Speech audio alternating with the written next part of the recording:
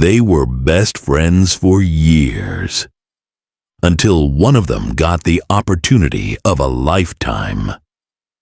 That was the day love turned into envy, and friendship became a trap. In the busy city of Lagos, where dreams are loud and disappointment is even louder, there lived two young women who everyone believed would remain inseparable forever. Their names were Teni and Ifeoma. They met in secondary school. They studied together, ate together, prayed together. Even when life became difficult, they still found their way back to each other. People used to say the two of them were like one soul living in two bodies. If Teni bought food, Ifeoma ate from it. If Ifeoma cried, Teni stayed with her till morning. When one had little, the other shared it. They didn't just call themselves friends. They called themselves sisters. They made promises too. Promises that no matter where life took them, they would never compete with each other, never betray each other, never let the world come between them. That was how close they were. Or at least, that was what Teni believed. Teni was the softer one, quiet, kind, hardworking, the type of person who noticed when others were struggling, even when they said nothing. If she had 10 naira, she would share 5. If she had time, she would give it. If she had peace, she would protect it. Ifeoma was different. Beautiful, charming, lively. She knew how to enter a room and make people notice her. People were drawn to her energy, her confidence, her presence. But behind that warmth, there was something Teni never saw clearly enough. Ifeoma did not just want to shine. She wanted to shine more than Teni. And slowly, that quiet desire began to grow into something else. At first it was small, so small it could be ignored. Little comments hidden inside jokes, little comparisons disguised as laughter.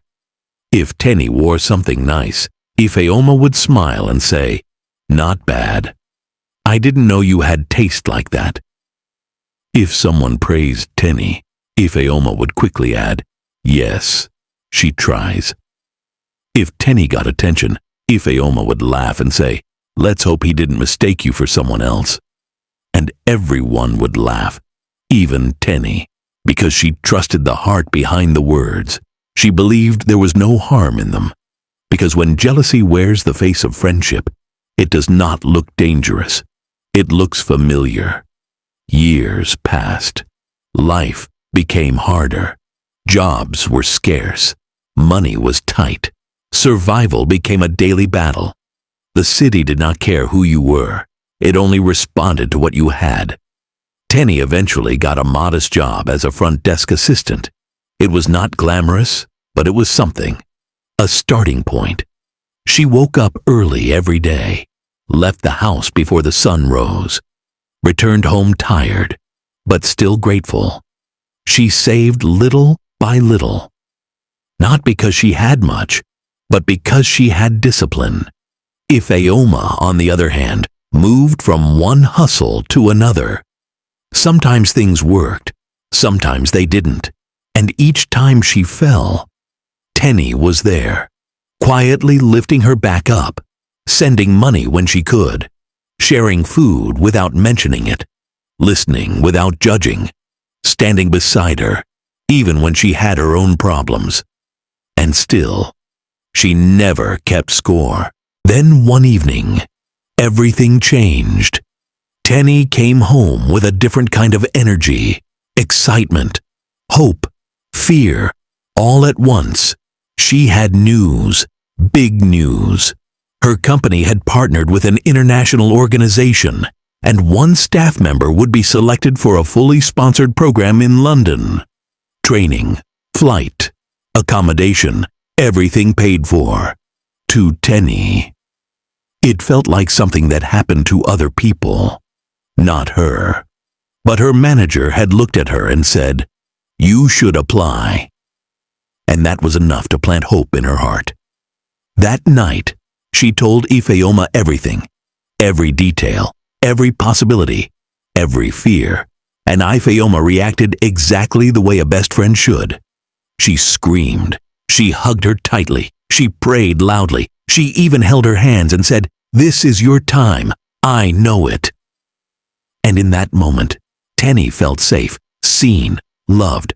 But what Teni did not know was that something had already started shifting, because while she was seeing possibility, Ifeoma was seeing distance. She was seeing a future where Teni would move ahead, and she would be left behind.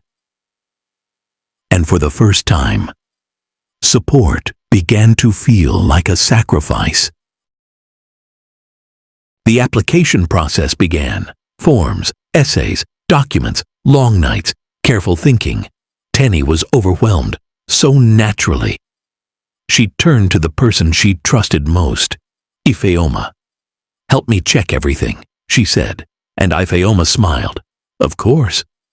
For days, she sat with her, correcting errors, rewriting sentences, asking questions, encouraging answers. She looked patient, supportive, present, but deep inside, something else was forming, something quiet, something dangerous. Then came that night, the moment everything changed. Teni stepped away briefly, just a few minutes, trusting her phone was safe, trusting her friend was safe. But in those few minutes, Ifeoma picked up her phone, opened her email, and sent herself everything.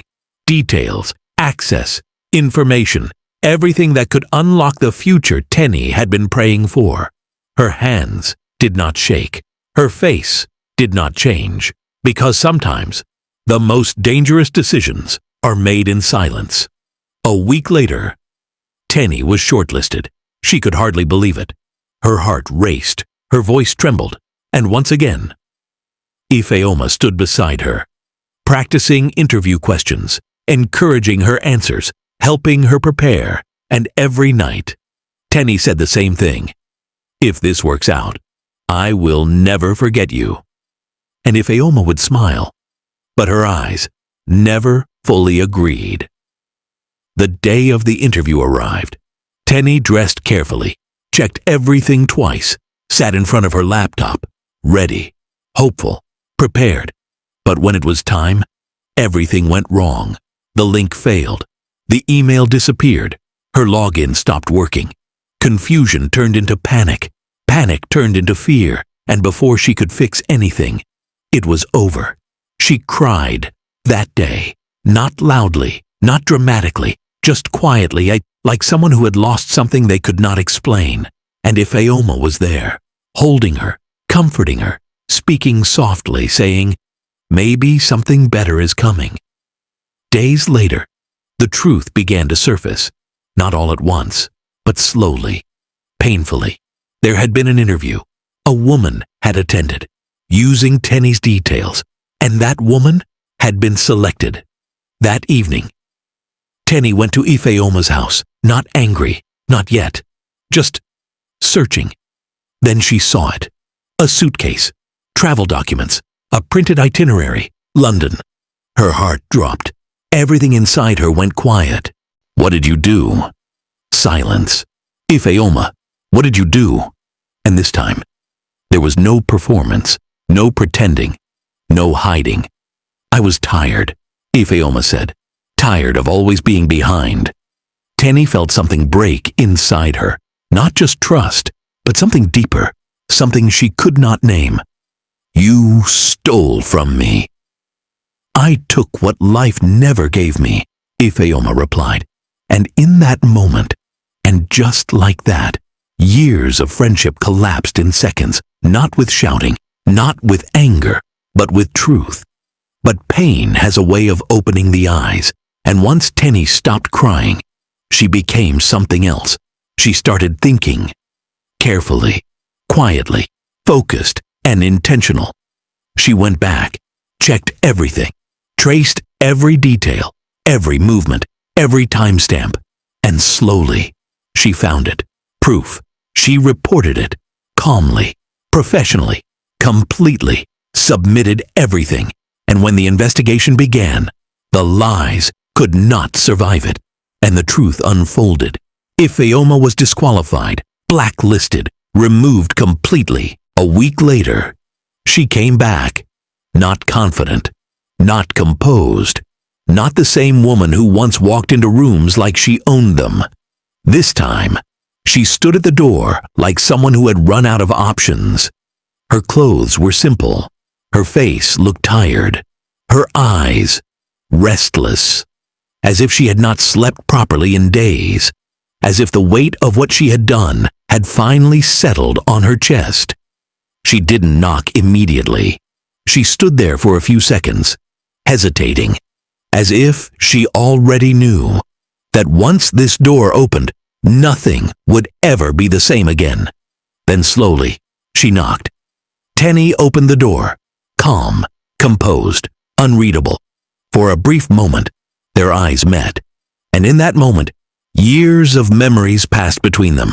Laughter, struggles, secrets, everything they had once shared stood silently between them. "Teni, please." Her voice was low, unsteady. "I made a mistake." Teni didn't respond immediately. She just looked at her. Long, quiet, steady, not with anger, not with hatred, but with something deeper, clarity. "Ifeoma." She said her name slowly, as if testing whether it still meant the same thing. "You didn't just make a mistake." Her voice was soft, but every word landed heavily. "You didn't just steal an opportunity." A pause. "You stole from someone who never fought you." The words hit differently this time, because they were not said in anger. They were said in truth. Ifeoma's lips trembled. Her eyes filled instantly. Tears began to fall. "I didn't think it would go this far," she said quickly. I just wanted one chance." Teni's expression didn't change. "One chance?" she repeated quietly. "You had years. Silence. Years of support. Years of loyalty. Years of me standing beside you." Her voice didn't rise, but the weight in it increased. "And the moment life opened one door for me," she paused, "you closed it." Ifeoma broke down completely. Not the kind of crying that seeks sympathy, but the kind that comes when truth leaves you with no place to hide. "I was scared," she whispered. "I thought, if you left, I would be left behind." Teni nodded slowly, not in agreement, but in understanding. "And instead of walking with me," she said quietly, "you decided to replace me." Silence, heavy, unavoidable. For a moment, it almost felt like the past was standing there, waiting to be forgiven, waiting to be repaired, waiting to be called back. But some things, once broken, cannot return to what they were. Teni exhaled softly. "We were best friends once," she said. A pause, a long one. "Now." She looked at her one last time. "We are strangers." There was no anger in her voice, no bitterness, no revenge, just finality. And somehow, that hurt more. Ifeoma stood there, realizing that this time, there would be no second chance. No explanation that could fix it. No apology that could undo it. Because she had not just lost an opportunity, she had lost a person who once chose her. Without hesitation, slowly, she stepped back. Not because she wanted to leave, but because she had no reason to stay. And Teni closed the door, gently, not out of anger, but out of understanding. Months later, life moved on. At first, it didn't feel like it. There were days Teni woke up and reached for her phone, almost calling Ifeoma before remembering. There were moments she saw something funny and turned to share it, only to realize that person was no longer there. Because losing a friend like that is not instant. It fades slowly, in habits, in memories, in silence. But with time, she found herself again, stronger, wiser, more aware, and then another opportunity came. This time, it didn't come with confusion, or fear, or interference. It came clean, clear, direct, better, stronger, cleaner. And this time, Teni moved differently. She spoke less, shared less, trusted carefully, not out of fear, but out of wisdom, because experience had taught her something that innocence never could. And when everything was ready, she packed her bags again, not with desperation, but with clarity. The day of her flight came, as the plane lifted off the ground, and Lagos slowly disappeared beneath the clouds. Teni sat quietly by the window. She didn't smile. She didn't cry. She just looked out, thinking, not about revenge, not about regret, but about truth. Because sometimes the real loss is not the opportunity. It is discovering that the person you trusted was never truly on your side. And sometimes that truth hurts before it heals. The moral: not everyone who celebrates you is happy for you. Some people clap for you while competing with you in silence. Protect your dreams. Protect your peace. If you love powerful stories like this, stories that teach, reveal, and inspire, make sure you like this video, subscribe, and turn on notifications. And tell me in the comments, at what point did Teni miss the signs?